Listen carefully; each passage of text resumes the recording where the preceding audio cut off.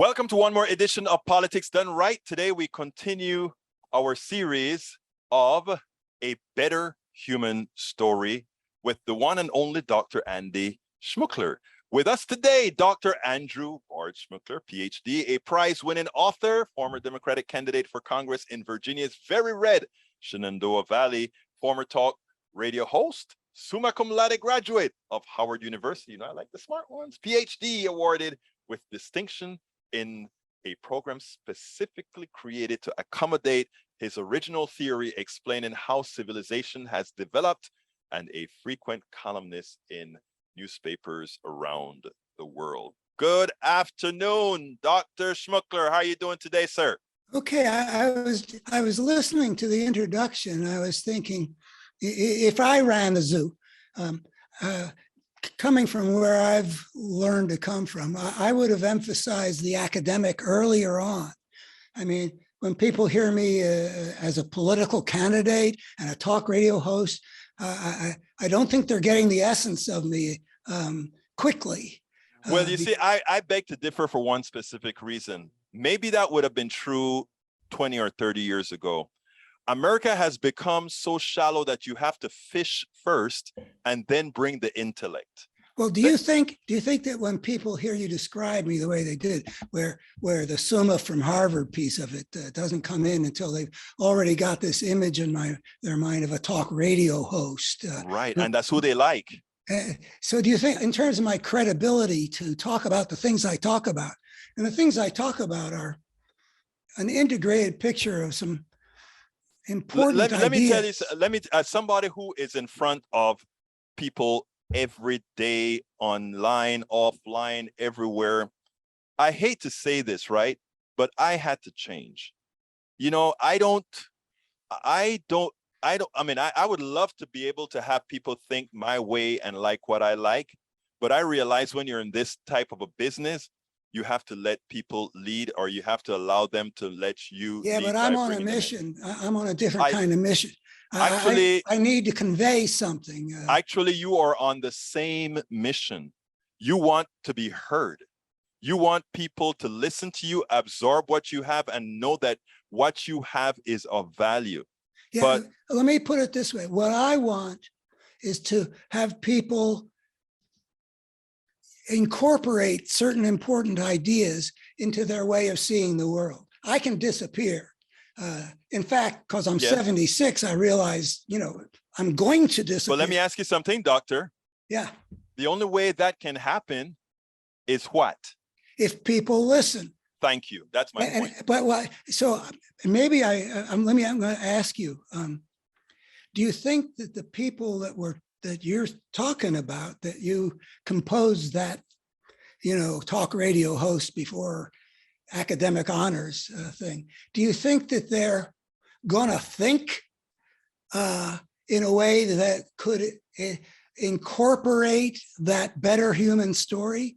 Are they going to do the work that it takes to see things whole that I'm trying to convey? Put it this way, if that's not the case, I'm in the wrong business and you're in the wrong business, and you think to let me, and this is important because what you're saying is very important, what you just said. So a lot of people tell me, why are you spinning your wheels? Why do you talk to those people? In other words, I don't know who those people are. That's what I'm about. That's what I'm about to explain. Okay. You're an intellect. You're a Harvard graduate. You're a summa cum laude. You have all this high level of thinking. That's a fact. The thing about it's sort of the essence of what I've had. But doctor, let me tell you something about where America has gone since the Powell Manifesto and all these other things. We have taught America not to think too deeply. We've taught America to be superficial. Yeah. Now, so how? This sounds like I'm the wrong guy. No, you're the right guy. And let me explain. You're the right guy brought in by me. Let me explain what I mean by that. But if they don't want to think, you know, I'm working real hard to lay out something to think. Let's move from the elite now to the masses. And let me explain what I mean by that. One of my contention is a lot of us on the progressive side. we want to reach an audience that is ready and willing to accept what we have to offer. I believe it takes more work to create that audience so that they will be willing to accept our work. This wasn't what I was expecting you to talk about, but there's some good things here, so let me go for them. First of all, I'm a mixture of, I feel like I really see some stuff that's true and important. And I don't pretend to understand, like how to reach the audience in the way that I want to. I'm ready to learn about that. One of the things that I have wondered as I put this, the first big piece of this vision out into the world in 1984, got a full page review in the New York Times. I have come to suspect that one of the aspects of the consciousness of our times is that there is no appetite for a perspective that on the whole that brings some important things into focus. When I was growing up, let's say the 1950s and 60s, developing my mind in my family with my schooling and stuff like that, there were two thinkers who had a huge impact on the general way of people thought about the world. One was Sigmund Freud, and one was Karl Marx. And a lot of people perceived some important part of the world through one of those perspectives or the other. I myself never had a great deal of appreciation for Marx, but I delved very deeply into Freud. He was the closest to an intellectual mentor other than my dad that I had in my life. And eventually I started quarreling with him, and, I have a different perspective on it. But anyway, there were those two big schools. Those thoughts were out there in the world influencing how people saw, the class struggle, if they were Marx, or how they saw, Woody Allen movies. I love Woody Allen movies. I mean, he's saturated with a Freudian, Anyway, both of those guys have lost a lot of their standing, a lot for good reasons. I mean, I've criticized both of them in my writings, and some of it's at length. But not only are they not what they used to be, but also nothing has taken their place. It's like there's no market out there for the big picture. Whether you buy the big picture according to Marx or Freud, both of them built these huge structures that illuminated some important things and deservedly shaped the consciousness of their times. We got nothing like that now. And I also fear that the reason we got nothing is that people are not thinking about the world in a way that there's not a market for it. And that's what I'm trying to sell. And I love that explanation, actually. And what I have to say, first of all, when you talk about the Earth having Sigmund Freud or Karl Marx as a not polar opposite, but two different alternative visions, alternative visions, some aspect of the human world. Right. Those are the two aspects that you grew up with. I imagine if you grew up somewhere else that has no context with America or the Western world. In the intellectual world, these two guys were dominant in Western civilization generally. In Western civilization, exactly. But again, their Western civilization is not the sole civilization. And one of the things that you get from that is that, people have, I think where you say that there isn't a prevailing thought right now, I think what it is that people have said there are many others. Now, I was intrigued by your A Better Human Story. I was intrigued in the things that you have to say, but I think we have to come to the realization on two things, first of all. One, capturing people by experience, right? And capturing them by experience. In other words, you have to create that symbiotic relationship with that. When I say person, I'm not talking individual person. I'm talking about, you know, with society proper. And also you have to be humbled to have folks listen now. I mean, at first we had a master who said, and when I'm not talking about slave master kind of thing. I'm talking about when you talk about these two men were thinkers, right? Yeah. In society today, that's not the thought process. The thought process is. But it's my thought process. Exactly. But there's a value to it. But it requires the intellectual habit of trying to see how everything's connected. And what I believe that I've been up against is that we have a motive of thought predominant in our civilization that sees things in pieces. It sees the news as like one thing. For example, let me just give you an example. Starting in, I think, 2005, I started asking liberal audiences, what do we call something that? And then I would describe all the stuff that the Republican Party was doing. Mm-hmm. Things like exacerbating hostilities between the races, shifting wealth from the people who have the least to the people who already have the most, blocking action, necessary action on climate change, and on and on and on.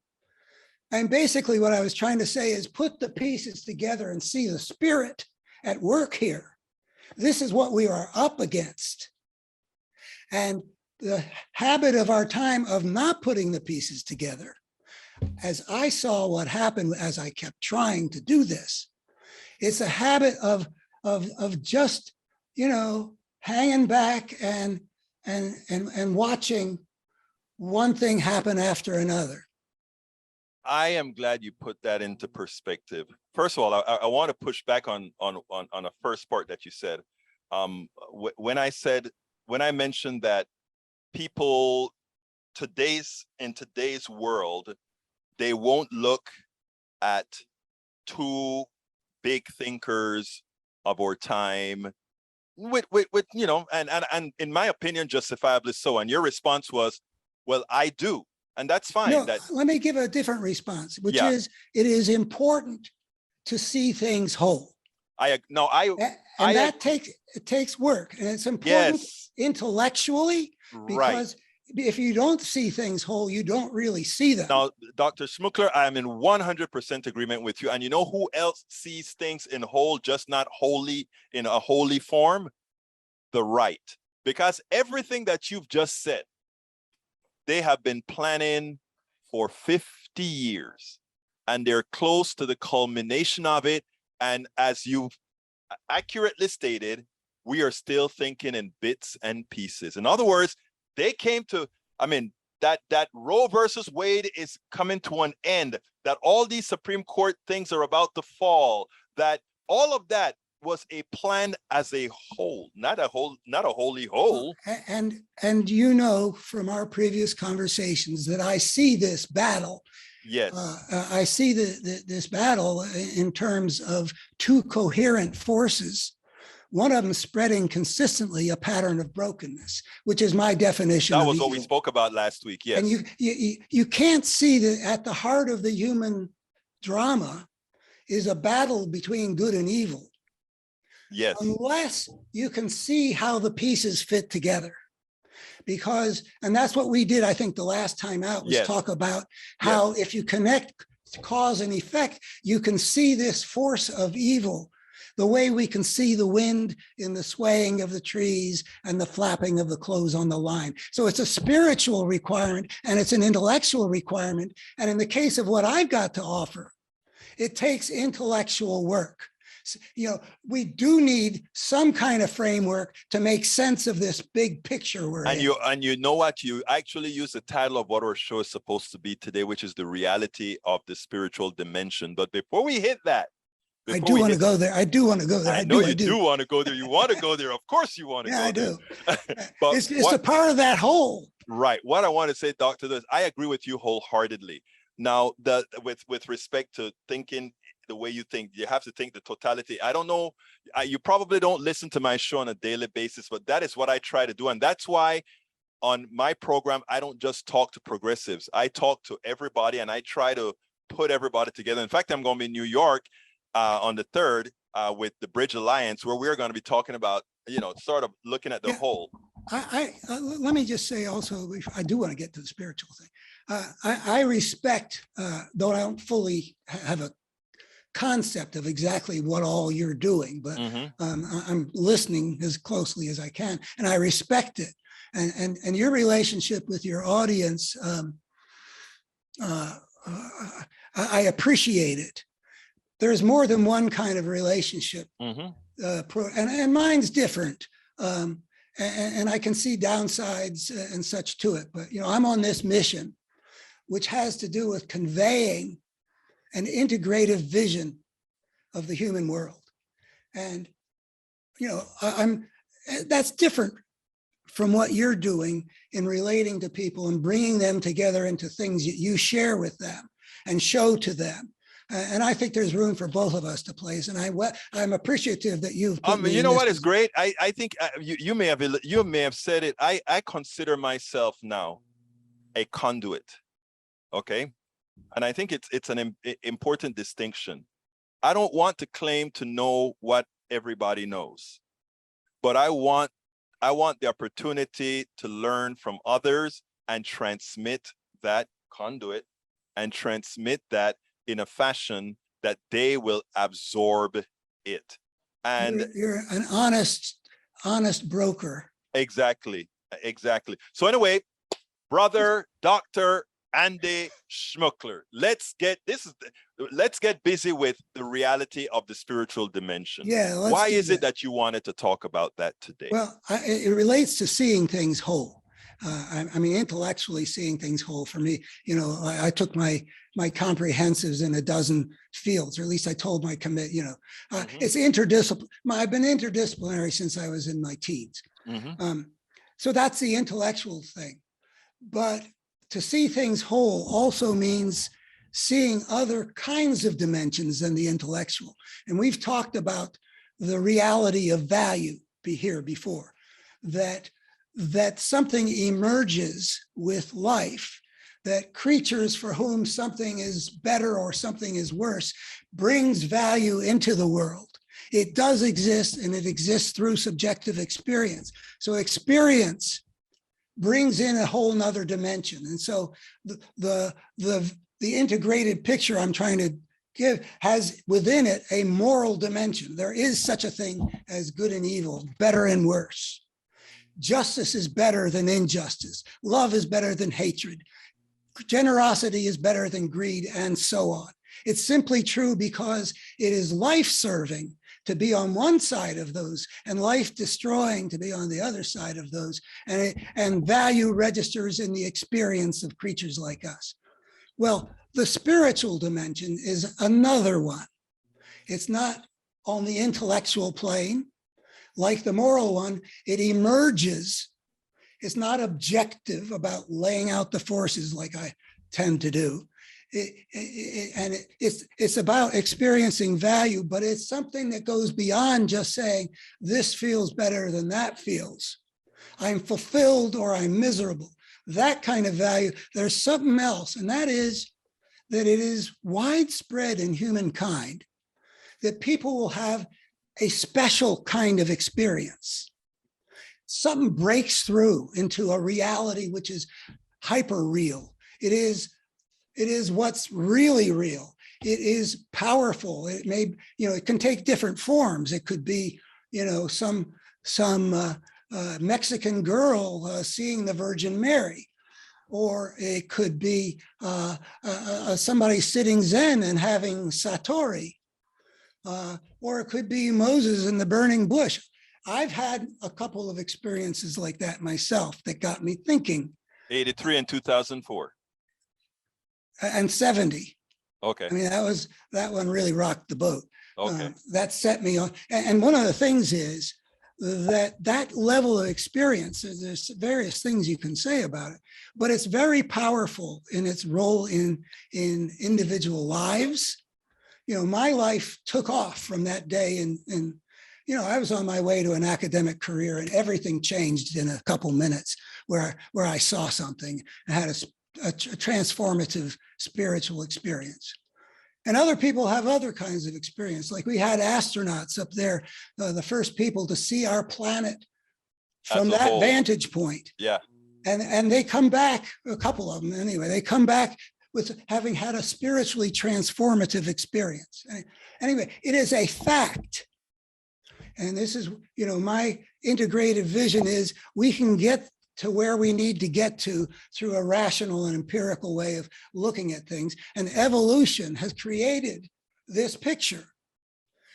We can tell by how widespread this capacity for this special kind of experience is, that it is part of that capacity is part of the human genome. Explain. Well, people are doing it. I don't know if elephants do it. I'm not going to launch into a Cole Porter song. Let's do it. But humans do it.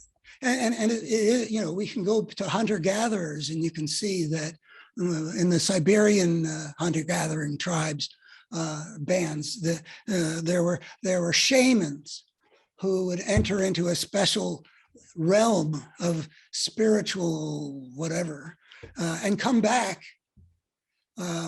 having something of value for their community. And I read about wizards in the Amazon who likewise are part of these bands, and who have used some of the Amazon, the jungle's plants in order to achieve a spiritually illuminated state where they learn things that are important. So we have a fact that human beings have this capacity. And something like that wouldn't be there if it wasn't being selected for. Let me stop you there. Just, what exactly is that spiritual dimension?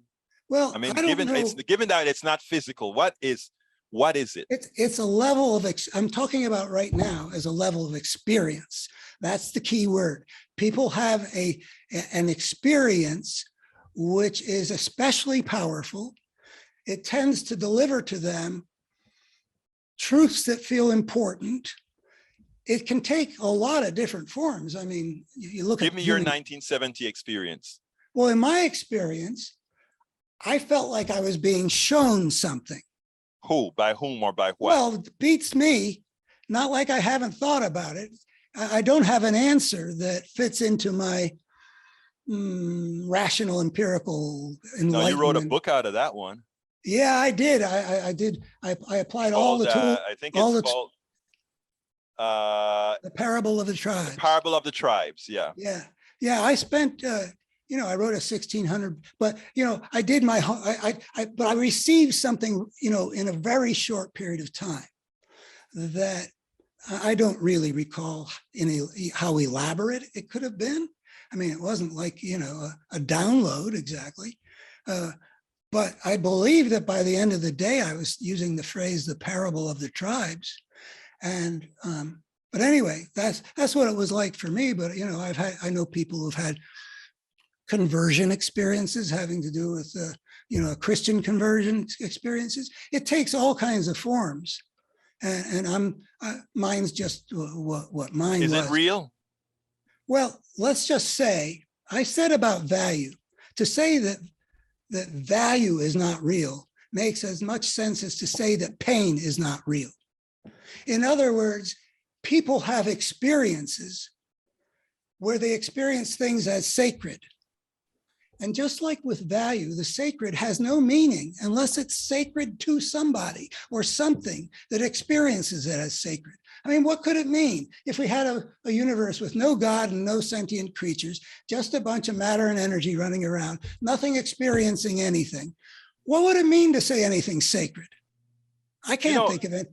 I want to back up a bit. You just made a statement there that I just kind of triggered the science in my mind when you said it's just as, a spiritual experience. What about pain? Is pain real? And then I started to think about it.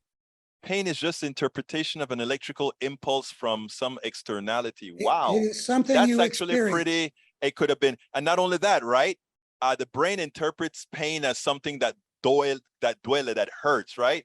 But a brain could, just like my daughter who's compromised on the left side feels no pain, those things are still firing. It's just the brain is not interpreting it that way We anymore. don't have to deal with it in pain. The point is that we No, I wanted, I think for people to understand some of what we're saying here, that is a very, in fact, it's why you used it. That was a good expression to say, when dissected, oh, it makes a lot of sense. So I see that value and the sacred, which I define as like value to the nth degree, can exist only in the experience, through experience. The experience of something who is capable of experiencing value and capable of breaking through into a level of experience that's powerful and transformative and maybe revelatory or whatever it is. I mean, I've studied things about, like people, like books about Zen Buddhism, I had a relationship with one of America, but do I know what actually goes on when somebody experiences Satori? No, but I can tell that it's something. And I read about mystics who have these experiences of oneness with the universe. I mean, you can read, it's sort of a universal or a semi-universal, that mystical experience of oneness. It takes a lot of forms, but it always involves breaking through to a deeper level of reality, to which the word spiritual seems reasonable to attach. Yeah, when, there are a lot of people who just wouldn't understand the concept of spiritualism in this particular argument. Tell me a little bit about, you told us about 1970, where you went ahead and out of that wrote your book, The Parable of the Tribes.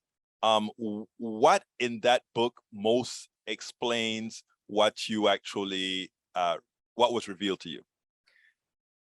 Well, let me just say that at the moment, I estimate that book to articulate like 1/6 or so of what I've put together in the whole thing.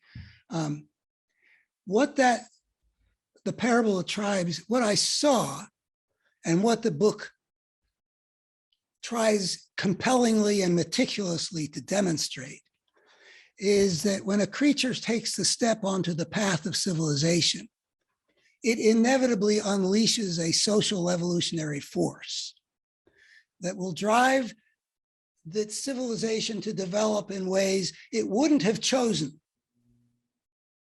You've always liked that phrase, the spirit of the gangster. It's in that context that because of the dynamics that are unleashed in the system, when a creature takes the unprecedented step of extricating itself from the natural order by inventing its own way of life, that's the path of civilization. That's how I define civilization. I think it works, basically. That when that it precipitates that creature into a dynamic having to do with there being no order to regulate the interactions among these societies, which is anarchy, which leads to the warlord or the gangster having a predominant role in saying, this is how the human world will be. So in that book, I don't say this, but I think I prove it.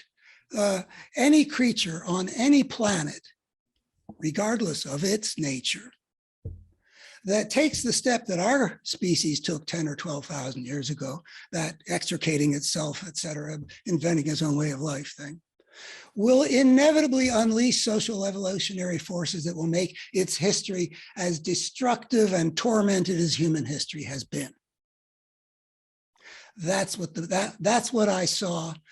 I mean, that follows necessarily from.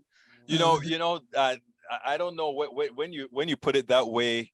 It has two different sides, right? You can either say, "Oh my God, that doesn't speak well for the future," or you can look at it and say, "Well, because you know that is a natural evolutionary stage, you probably should do something about it. The latter is where I'm at. I mean, I think we've talked about the central challenge that any civilization creating creature would face, namely to order its civilization well enough, soon enough to prevent its self-destruction. And I see the destructive forces at work in our civilization that have taken over one of our two major political parties. Yes, it has. Yeah. I see that destructive force as being the echoes of the original disorder that unleashed this terrible social evolutionary force that led, you know, in 5,000 years from the beginnings of horticulture to the emergence of the empires, that you've got these tyrannical few enslaving the many and waging wars of conquest, the spirit of the gangster. And it wasn't because that is who we are.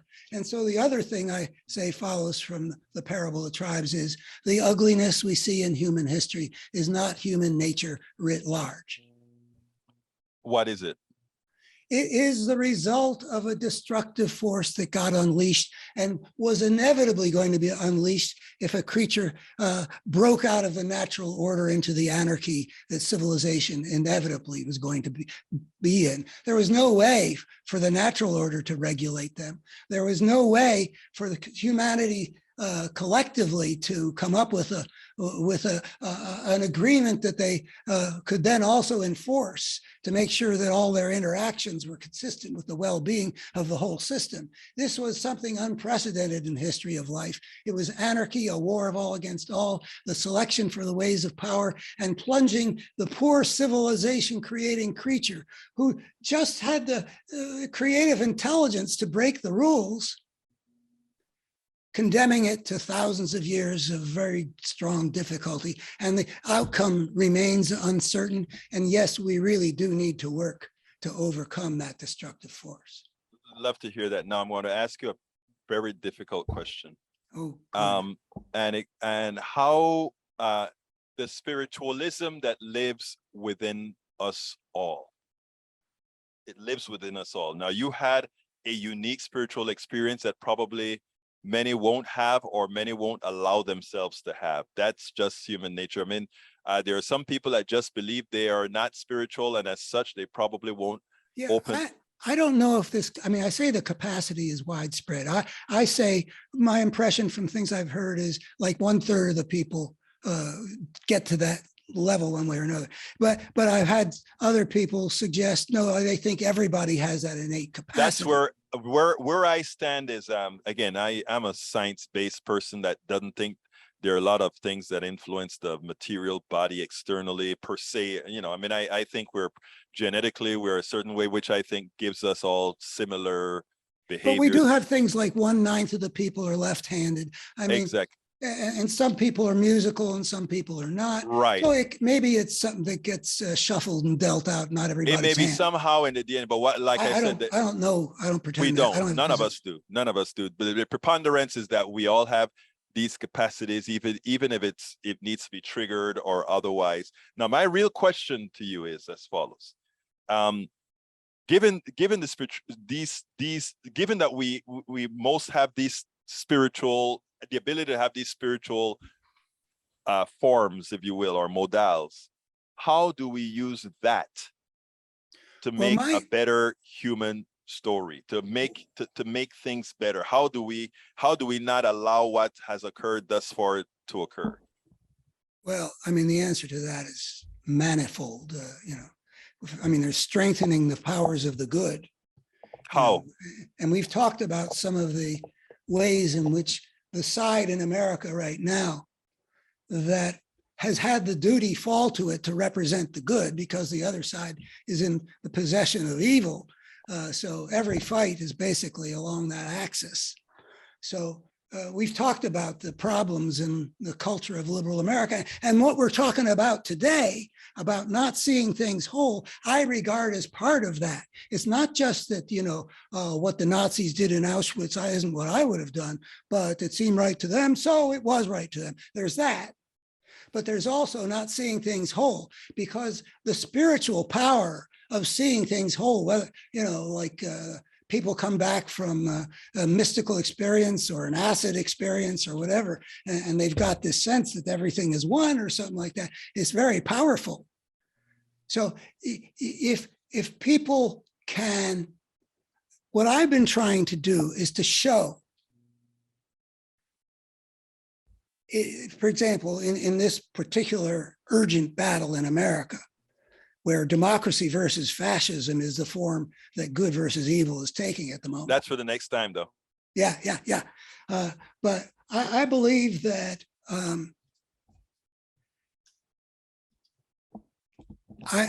it is important that people perceive the whole that is represented by everything from the insurrection to Alito's theocratic and contemptuous opinion to the disenfranchisement, on and on and on. Just this picture of a coherent force that is spreading a pattern of brokenness that needs to be perceived at the spiritual level, because that's where it's operating. I agree, and even further than that, I think that the other side has done exactly that, just in a manner not for the good. That's my thought. Okay, Dr. Schmookler, as usual, when we get into these long conversations, time just seems to fly. So as usual, you have the floor to give me your closing argument. Not a closing argument, you know what I mean. Well, I, in terms of the structure of things, let me present the 3 E's. I don't know how well I'll be able to improvise this, but well, I love your 3 E's, so I'm looking at them right now. So go for it. Let's see if you remember what you wrote. Well, evolution, emergence, and experience. Yes. And what I'm saying is that we can admit the moral dimension, getting into the world through the evolutionary dimension. We can be grounded in the truth about what's going on in the forces in this world. Or experience. Well, no, I'm thinking about objectively. Okay. We know how evolution works. It selects for what helps a creature put its DNA into the future. It means it's continually choosing life over death. And it means it will inscribe in the nature of the creature that it will register things in a way that motivate it to do what will help preserve its life. And its strategy is to build in what was life-serving in the ancestral past. Take that structure, which is where we come from, and we can go into the other dimensions. Bless you. Yeah, there's an emergence of value in creatures that experience some things better and some things worse. I don't know when that started. We've got it. My cats have got it. Whether planaria have got it or not, I don't know. But someplace there's a line anyway. It emerges into the world. The first life emerges out of the dead. And then that which can value things emerges out of things that might as well be, doesn't matter. And then the spiritual dimension emerges, and that means that it was life-serving to have that capacity. And indeed, if you look at the things that people come back with, they tend more often than not to push toward wholeness and not brokenness. Love thy neighbor as thyself. Do not bear false witness against thy neighbor. Let anger by non-anger be overcome. Let us take better care of this planet. And in my case, let us understand what we're up against so that we can bring human civilization into a soft landing where life in us and around us can thrive instead of our destroying ourselves. Dr. Andy Schmookler, thank you so kindly once again for continuing your series, A Better Human Story on Politics Done Right. Thank you so kindly. We spend a lot of time deconstructing the news, trying to parse it into a form that everybody can understand. We try to find those little nitpicks where it flies above the fray, etc. If you really like these videos that we do, I want to ask a big favor. Please go ahead. Number one, subscribe to our channel, and number two, please join if you can. Thank you so kindly for watching. Keep watching. Please remember to share. We must populate the entire internet with our progressive message, a message that we know is what most Americans say that they want. So help us, please join.